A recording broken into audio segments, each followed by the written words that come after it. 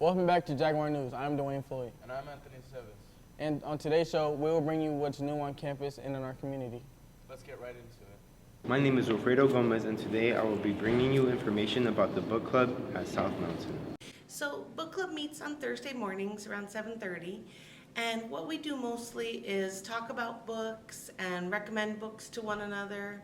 I try to get books for students that they can keep and build their own personal library with, and try and keep it mostly entertaining books that people can relate to.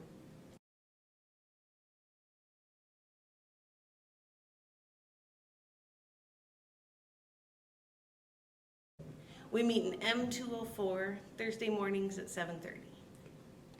Mostly we just have our meetings once a week, and we try to create a space where new members can come in. We try to be welcoming to everybody. We try to make sure that we have a variety of books so that we have diverse books that everyone will like at some point. We also have the scholastic book order forms like when you were in elementary school, but with bigger books, and those are a lot of fun, and that way we can get more free books for everybody. I really am passionate about reading myself, and so I enjoy book club because I get to recommend books, I get to see people get excited about books, and I get to share books that I love, so that's why I really enjoy book club. Thank you for watching, and stay tuned for more Jag News.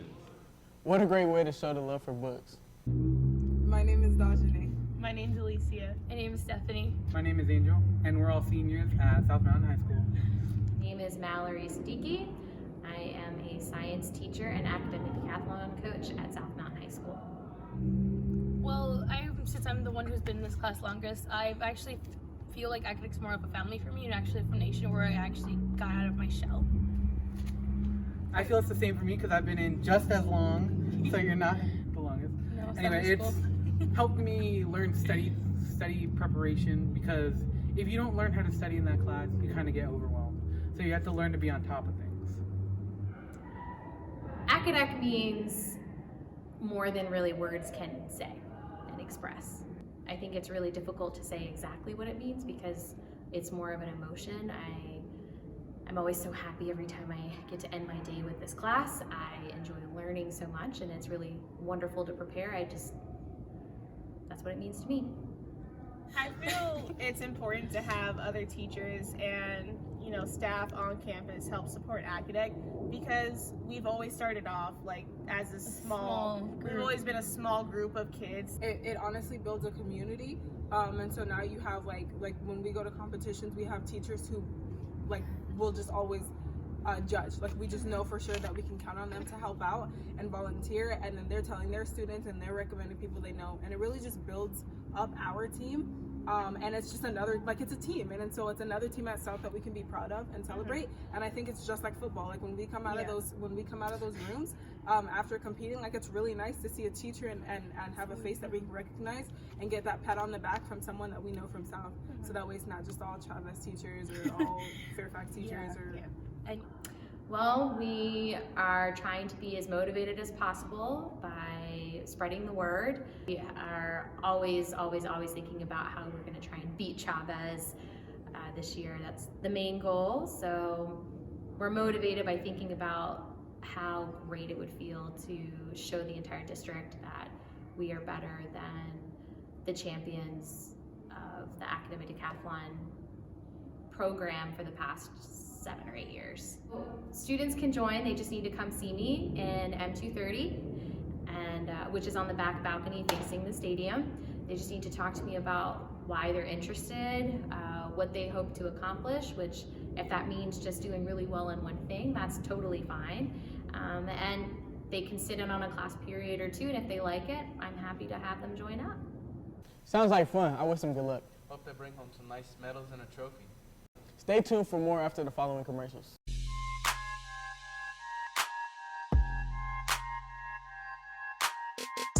I love what they're doing, and I love the enthusiasm.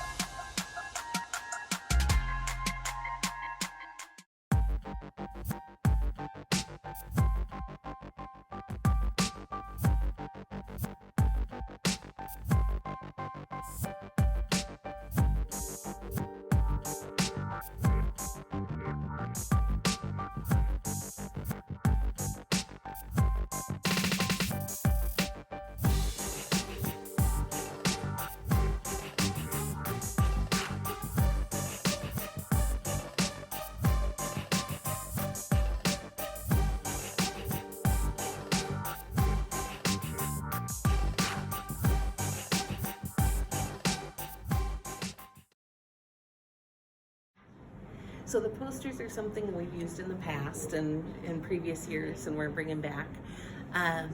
The hope is that they'll just set a positive tone for us to have some good behaviors in the hallways and the classrooms and the bathrooms, and make sure we're all on the same page of what our expectations are, trying to get a better positive climate going on campus. It won't solve all of our problems, but if it can help us remember to treat each other with respect and be safe and responsible, then that'll be a step in the right direction.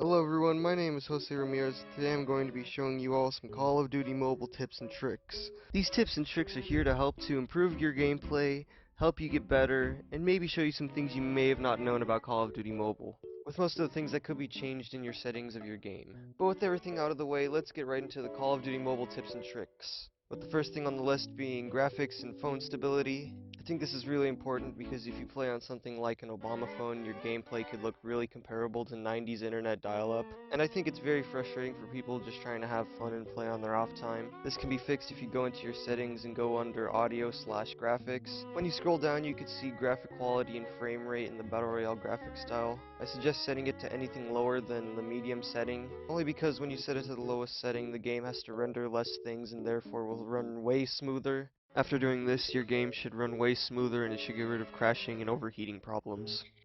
Now it's gamer time.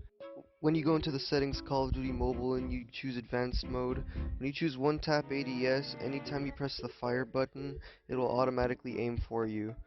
This is way better when you're shooting at long ranges, but with a shotgun I don't suggest it. When you choose hipfire in the advanced mode, you have to manually aim and it doesn't have the combined power of shooting and aiming at the same time. I say this is for more stationary and precise movement, and I say it could suit any playstyle. For the custom option in advanced mode, I don't really know what it does. I think it's really confusing. I think everybody understands simple mode. Anytime anyone is in your crosshairs, they will be automatically shot at. And now it's time for some Did You Know? Did you know when running, when you press the crouch button, you will do a slide? I think this is really useful for when you're trying to get away from enemy fire. Have you ever tried using the left fire button? When you look around with the right side of the screen and use the left fire button, it becomes pretty effective of taking people out of the game. Did you know when you press this running button, you will keep running until you move the joystick around? I think this is very useful for when you're a run and gun type of player and you're just running around the map trying to get as many takeouts as possible. But this is the end of the Call of Duty Mobile tips and tricks. I hope you guys have enjoyed watching and stay tuned for more JAG news. I can't believe they finally came out with the app. The wait is finally over. There are some new faces here on campus. Here's Kyree with the scoop.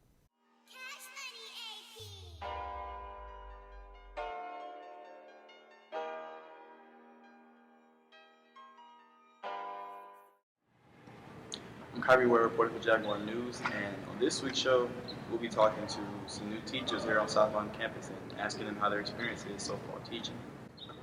I'm Miss Scroggins. I teach English here at South Mountain, freshman English, and I got my bachelor's in creative writing from the University of San Francisco and my master's in education from USF as well. I am an alumni of South Mountain. I graduated from here in 2014, so it's really good to be back in my old school because I had a great experience here, so I want to make sure other students have a good quality education and a great enriching experience here as well. It's really cheesy, but why I want to be a teacher started in about second grade. I wrote a little thingy for class and I said I want to be a teacher. I used to play school with my nephew and cousin where we would have homework in class, even detention. And so it's always been something like in my heart that I wanted to do. And I thought coming back to South would be the perfect way to like give back and to make sure students are able to be challenged and develop very critical minds and great writing skills. I've just always loved being around books and writing, so I felt being an English teacher was perfect for me. Hi, this is Rudy Bastine. I am teaching health here in South Mountain. I'm originally from New York City, graduated from Brooklyn College, did my undergrad and grad work out here, and I am new out here to South Phoenix, and I'm looking for a wonderful school. Well, it sounds like they both enjoy teaching. Sounds pretty good. Well, I'm Kyree Ware reporting for Jaguar News, and we'll get back to you next week. We've had a great time with you guys. Make sure you follow us on all social media. See you in 2 weeks. Jag News out.